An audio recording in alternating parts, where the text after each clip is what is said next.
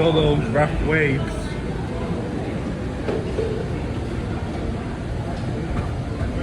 The boat's been pretty rocky this morning because of the large waves generated from Hurricane Erin, which is now a hurricane force post-tropical.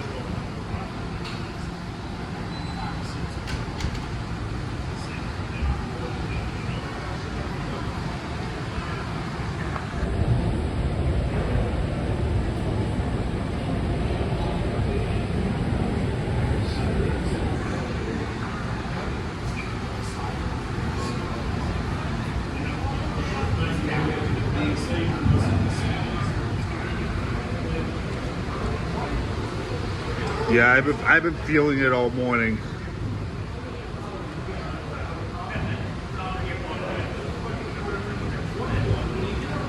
The boat is rocking from side to side thanks to the large waves generated by this hurricane.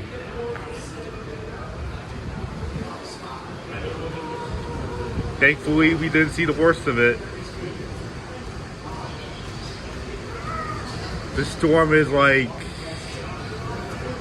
well far east of Atlantic Canada, and we're practically in the Gulf of Maine right now.